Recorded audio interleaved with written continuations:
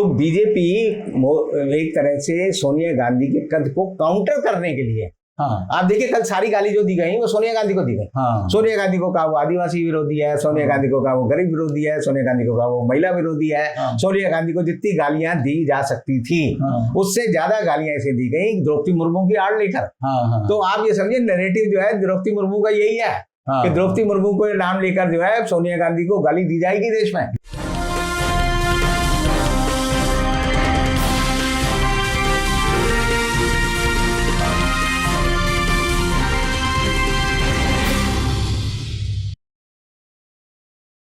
Hello, नमस्कार, आदाब, सत श्री अकाल और अस्सलाम वालेकुम। मैं हूं मोहम्मद अहमद काज़मी, लेकर आया हूं आपका पसंदीदा कार्यक्रम आपके रूबरू। आज संडे है और आज हम फिर देश के अहम मुद्दों पर, ज्वलंत मुद्दों पर बात कर रहे हैं रविंद्र कुमार जी से, जो राष्ट्रीय मुक्ति मोर्चा के अध्यक्ष हैं और भारत की सियासत के बहुत बड़े कुछ वाक़यात के एक तरह से कर्ता धर्ता भी हैं।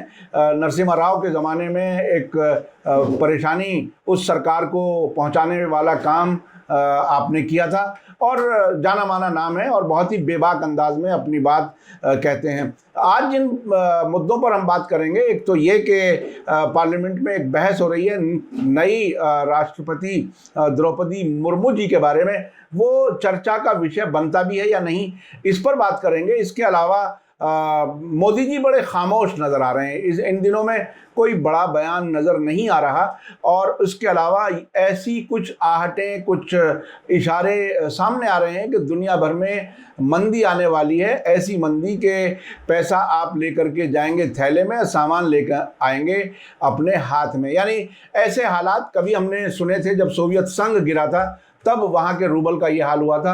अब दुनिया भर में ऐसी कोई अगर मंदी आने वाली है, उस पर भी बात करेंगे।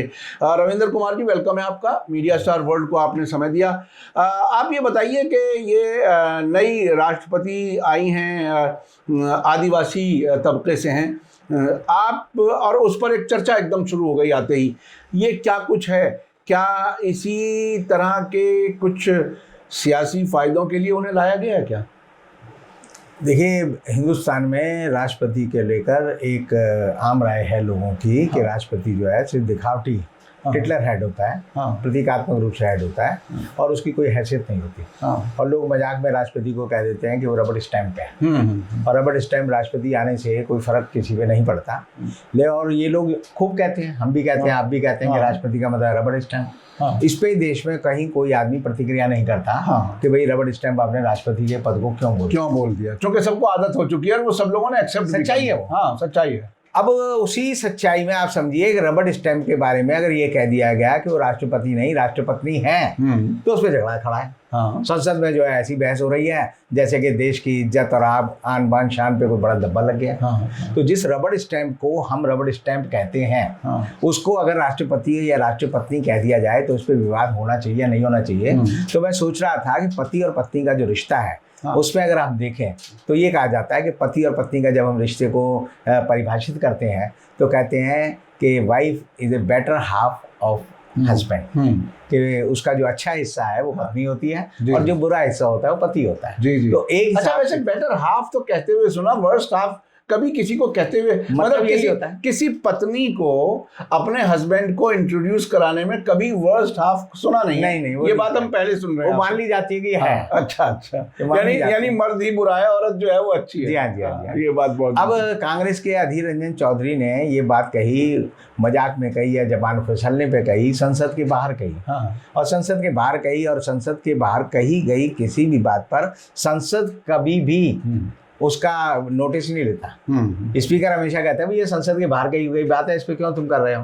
और अगर आप प्रिविलेज मोशन लाते हैं, एक तरह से जुरिस्डिक्शन भी नहीं है उसका। जुरिस्डिक्शन नहीं, संसदीय परंपरा है कि संसद के बाहर बोली हुई बात को संसद में रखने का एक तरीका है। उस तरीके के बिना जो है स्मृति ईरानी जो है अचानक आई और जैसे बिफरी हुई होती है ना कि आज तो मैं सबको देख लूंगी कि तुम मुझे नहीं जानते। तो जैसे मोहल्ले के जो कई बार बड़े उस्ताद होते हैं, गुंडे बदमाश, वो चौराहे पर आकर अपनी बाहें चढ़ाकर कहते हैं मैं सबको देख लूंगा, मैं ये कर दूंगा, मैं वो कर दूंगा।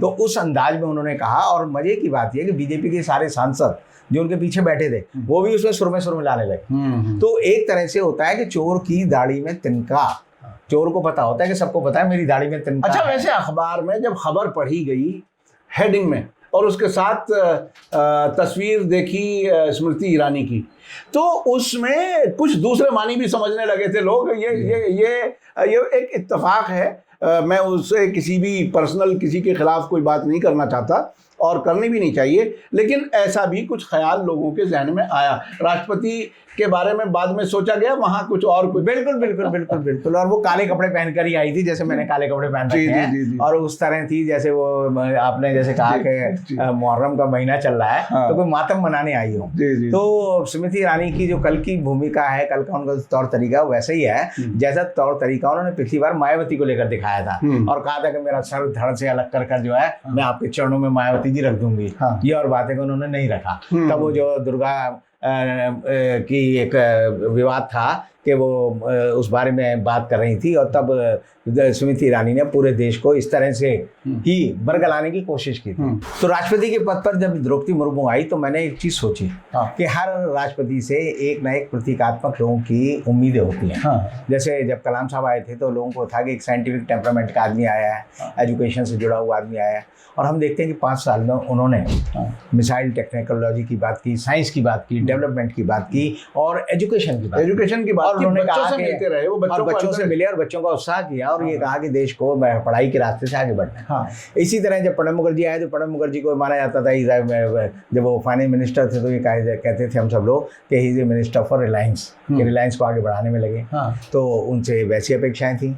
उसके बाद हम देखते हैं कि जब अभी रामनाथ कोविंद आए तो बहुत सारे लोगों ने तो कहा रामायण का कुल युग आ गया है, राम आ गए, और द्रौपदी जब आई तो लोगों ने कहा महाभारत का युग आ गया है। तो एक तरह से महाभारत का युग तो पहले दिन से ही आ गया है। जी। अब द्रौपदी मुर्मू का क्या रोल हो सकता है हिंदुस्तान की राजनीति में?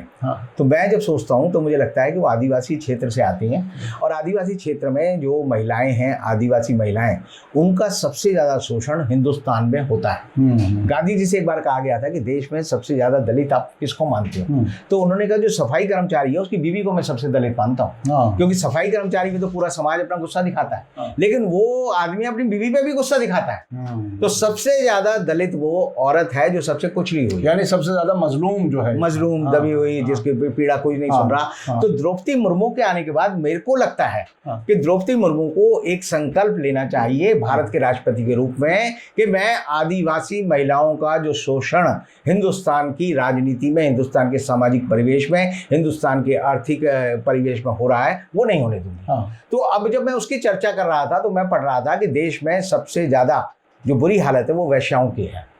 आदिवासी औरतों को शहरों में लाकर, नौकरी के बहाने लाकर उनसे वैश्यावृत्ति कराई जाती है, और जो आंकड़े हैं वो बताते हैं कि देश में 2008 तक जो थी तकरीबन 30 लाख वैश्याएं थी। और आप देखिए कि अभी जो संसद में कल ही कहा गया कि 22 करोड़ लोगों ने कहा कि हमें नौकरी चाहिए, उन्होंने नौकरी के लिए आवेदन किया, और 8 साल में 7.22 लाख यानी 7,22,000 लोगों को नौकरी मिली। 0.33 यानी 1% का भी 1/3। तो आप समझिए जिस देश में 22 करोड़ लोग 8 साल से बेरोजगार हैं, और उसमें आदमी भी है, औरतें भी हैं, तो औरतों की स्थिति अगर आप देखें तो आप पाएंगे कि आज के समय में औरतों को हिंदुस्तान में जिंदा रहने के लिए वेश्यावृत्ति के लिए मजबूर होना पड़ रहा है, और उसमें आदिवासी महिलाएं ज्यादा हैं। और वेश्यावृत्ति का जो ढांचा है वो हिंदुस्तान में, जो आप समझिए पहले 2008 तक जो थे सरकार ने, जो स्मृति ईरानी जिस मंत्रालय की मंत्री हैं, महिला और बाल कल्याण, उसका मानना था कि 1170 जो ऐसे एरिया थे जो रेड लाइट एरिया थे हिंदुस्तान में, आज के समय में वो एरिया बढ़कर जो है 3000 हो गए हैं। 3000 एरिया हैं जहां पर औरतें जो है वेश्यावृत्ति करती हैं, उनके पास खाने के लिए पैसा नहीं है, उनके पास कोई सहारा नहीं है, उनको कोई पैसा नहीं देता, और ऐसी हालत में औरतें अपना यौन सुख बेचकर अपना पेट पाल रही हैं। तो पेट पालने के लिए अगर औरत किसी आदमी से सेक्स को मजबूर होती है तो आप समझिए देश के लिए बड़ी बुरी हालत है। और मैं देख रहा हूं कि वेश्यावृत्ति का एक अड्डा जो होता था हिंदुस्तान में, जो पिछले 10-15 साल में पनपा है, वो था कि जितने भी जो हम देखते हैं कि मेकअप के पार्लर होते हैं, ब्यूटी पार्लर होते हैं, मसाज पार्लर है, जिसके बारे में बड़ा विवाद दिल्ली हाई कोर्ट में चलता रहा है कि मसाज पार्लर में जो है man to man, women to women, या man to women, women to man बालिश होनी चाहिए या नहीं होनी चाहिए, उसका भी एक मुद्दा है, और वो भी एक तरह से वेश्यावृत्ति का अड्डा है। तो मैं ये कहूँगा कि द्रौपदी मुर्मू अगर ये संकल्प लें कि 5 साल में मैं वैश्याओं की हालत को और आदिवासी महिलाओं के यौन शोषण को रोकने के लिए उपाय करूंगी, तो मैं कह सकता हूं कि इनका नाम जो है हिंदुस्तान के इतिहास में स्वर्ण अक्षरों में लिखा जाएगा, अगर वो इतनी मेहनत करें। और मैं समझता हूं कि स्मृति ईरानी जी का जो इतना लगाव द्रौपदी मुर्मू जी के साथ है, जो उन्होंने संसद में दिखाया, और वो उस मंत्रालय की मंत्री भी हैं, तो उनको चाहिए कि वैश्याओं के जीवन को सुधारने के लिए काम करें।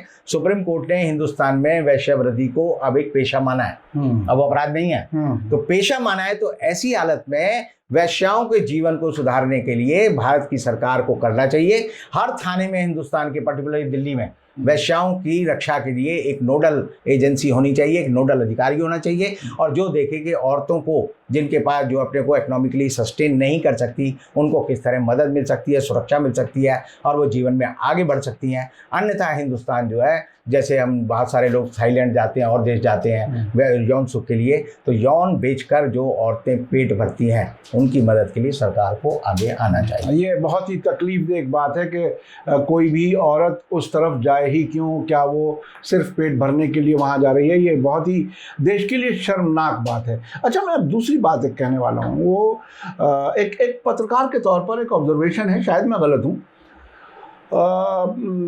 ये बात अक्सर समझी जाती है, बोली नहीं जाती, लेकिन मैं बोल रहा हूँ, सोशल मीडिया पर है, शायद सोशल मीडिया पर इतनी गुंजाइश भी है।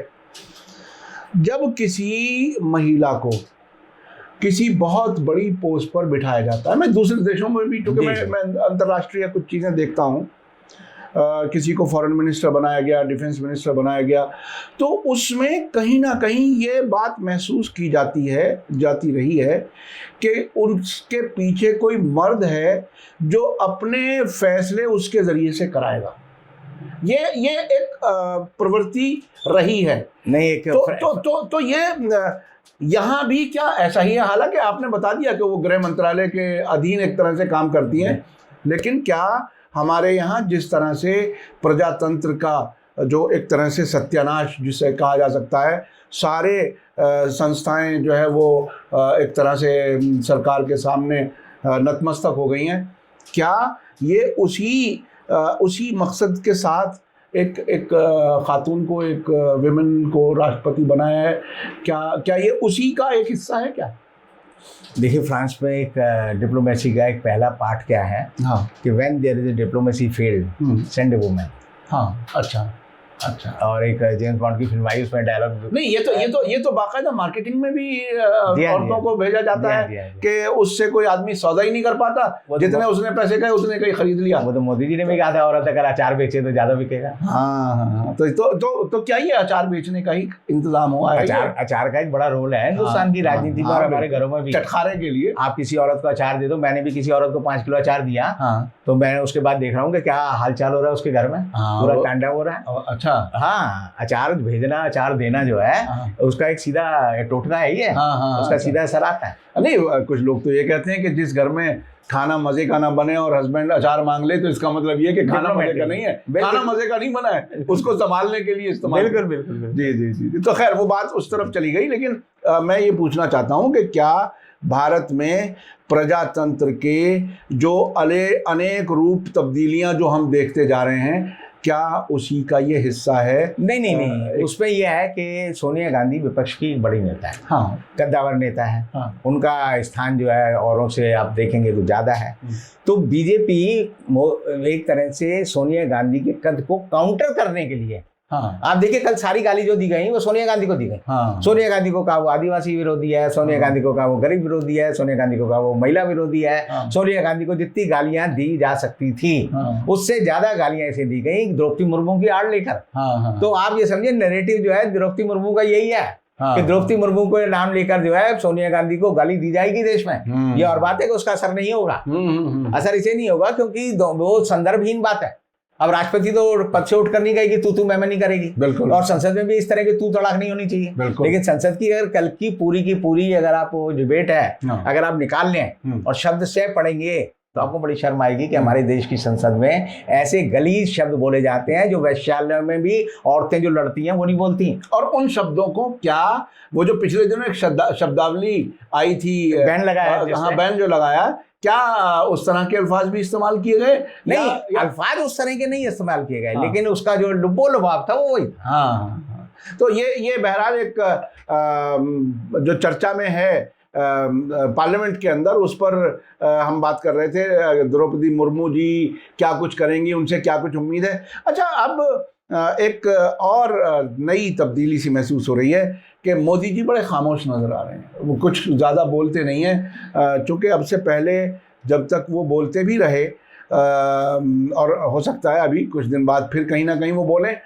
लेकिन क्या कुछ कोई तब्दीली है? ये चेंज ऑफ हार्ट है या मजबूरी है या सिचुएशन ऐसी बनती जा रही है? देखिए, सिचुएशन ऐसी है कि जो मुद्दे हैं जिन पर आप बोलना चाहें तो महंगाई है, बेरोजगारी है, मंदी है, लोगों को जो है स्वास्थ्य की सुविधाएं नहीं मिल रही, ट्रेनें नहीं हैं, आप लोगों की जेब में पैसे नहीं हैं। हाँ। तो अब इन पे मोदी जी बोल नहीं सकते, तो इसलिए वो शांत रहना ज़्यादा पसंद करते हैं। वो तो देखेंगे कोई इवेंट हो तो मैं उसमें जाऊँ। हाँ। अब जो 5, 7, 10 दिन जो इवेंट चली वो तो द्रौपदी मुर्मू राष्ट्रपति के आने की, पुराने राष्ट्रपति के जाने की चली।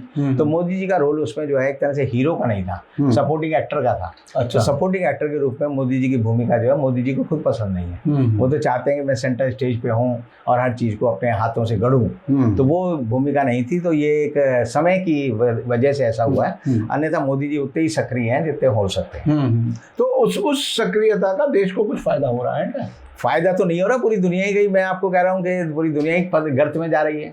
पूरी दुनिया में ग्रेट डिप्रेशन जो 1928-29 में पूरी दुनिया में मंदी आई थी, महान मंदी जिसे बोलते हैं, जिसमें कि लोग जो है भूखे मरने लगे थे। लोग, आपको याद होगा, जर्मनी में ये कहा जाता था कि थैले में नोट लेके जाते थे और हाथ में जो है सामान लेके आते थे। यानी करेंसी इतनी बेकार हो गई थी, लोग जो करेंसी को सड़कों पर फेंक दिया करते थे क्योंकि उसका बोझ ज़्यादा था। आज भी अभी रिजर्व बैंक ने कहा है कि जो छोटे नोट हैं वो जो हम छापते हैं उनकी कीमत ज़्यादा पड़ती है। तो ये जर्मनी वाला ही समय आ गया है कि जिस कागज पे नोट छप रहा है वो कागज महंगा है, नोट की वैल्यू कम है। नोट की ये रिजर्व बैंक ने खुद कहा है। तो जी, अब आप देखिए कि पूरी दुनिया में मंदी इस तरह आ रही है कि अमेरिकन फेड कि जब कल मीटिंग हुई तो जेरेमी पावेल जो कि अमेरिकन फेड के जो अध्यक्ष हैं, उन्होंने वहां पर ब्याज की दर बढ़ा दी। कई साल तक जो है आप देखिए 2002 के बाद जो है 9/11 के बाद जो है 0 थी ब्याज दर। अच्छा। अब उन्होंने बढ़ाकर जो है 1.75 से 2.5 कर दी है। और जो जॉन सोरोस जो दुनिया के एक बड़े वित्तीय सलाहकार भी हैं, बड़े अमीर आदमी हैं, उन्होंने कहा है कि दिसंबर आने तक जो है अमेरिका में ब्याज की दर जो है 3.5% हो जाएगी। यानी वहाँ पर अगर ब्याज दर बढ़ेगी तो ये है कि महंगाई को कंट्रोल करने के लिए ब्याज दर बढ़ाने से ये होता है कि आदमी को चीज़ जो है, ब्याज जो है, पैसा जो है महंगा मिलता है तो कम खर्च करता है।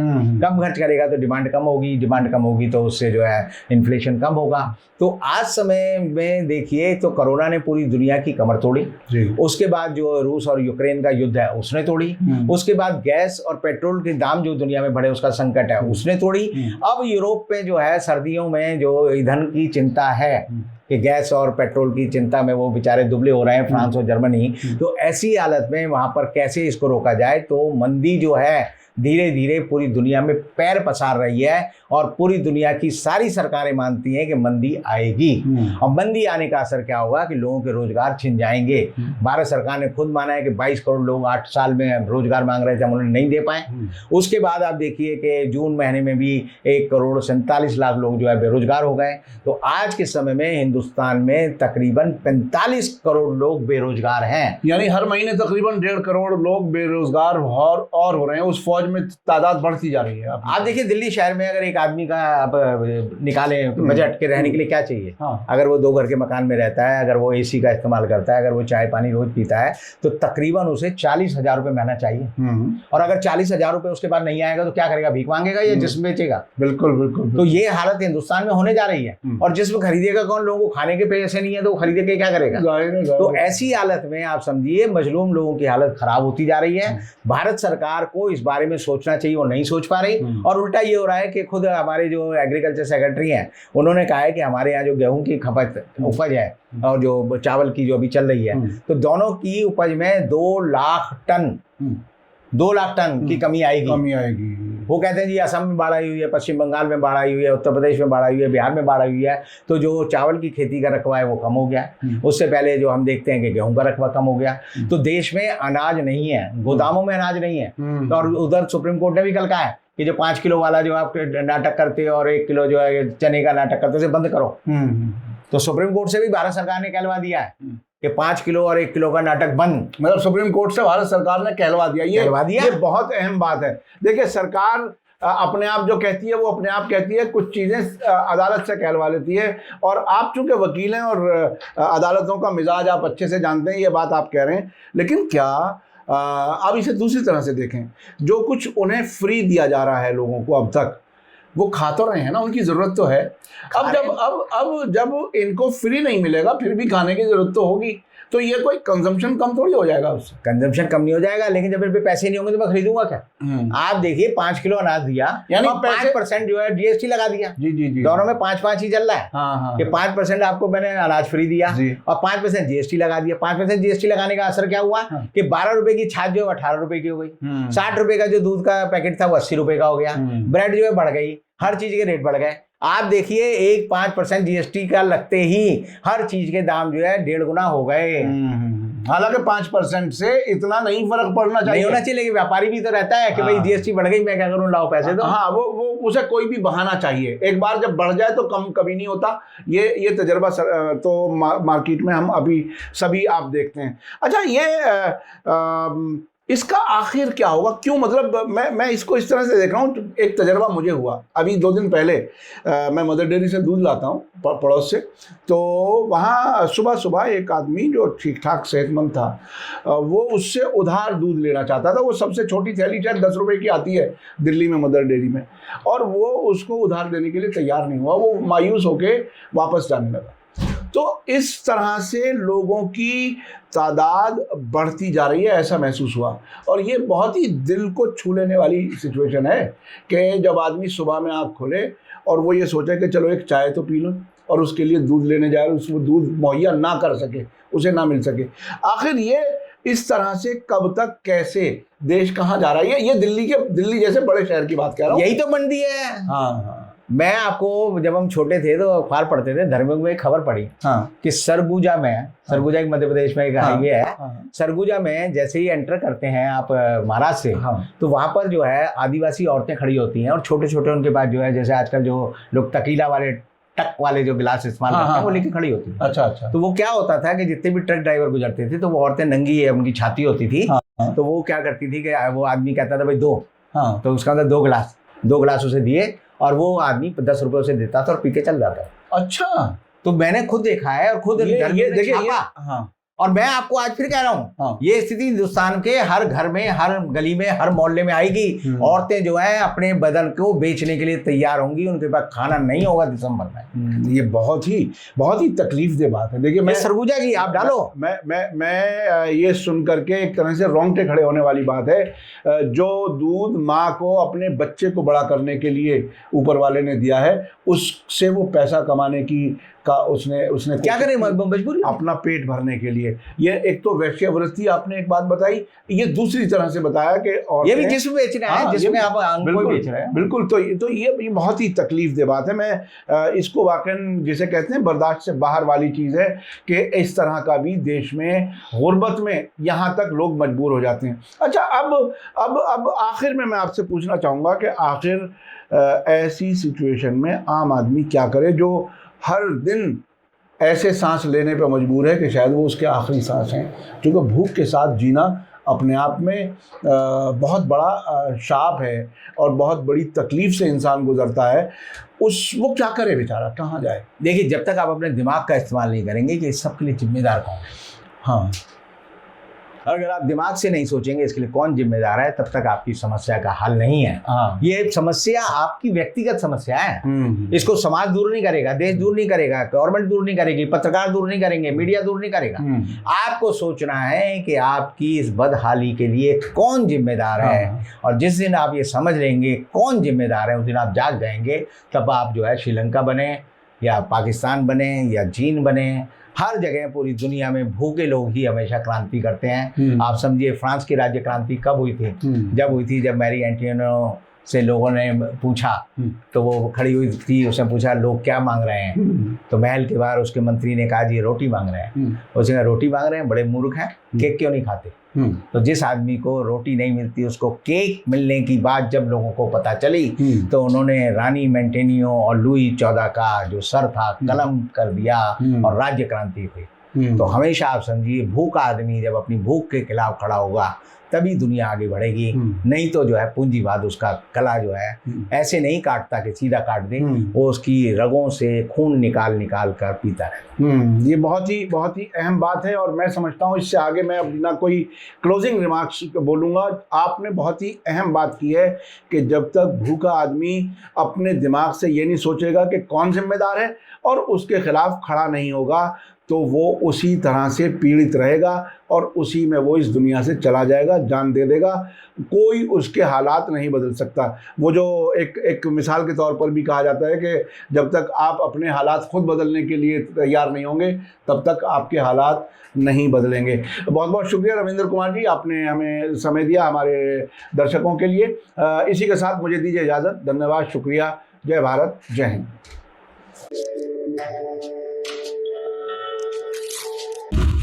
मीडिया स्टार वर्ल्ड के और वीडियो देखने के लिए हमारे चैनल को सब्सक्राइब करें और सीधे नोटिफिकेशन पाने के लिए बेल आइकन दबाएं।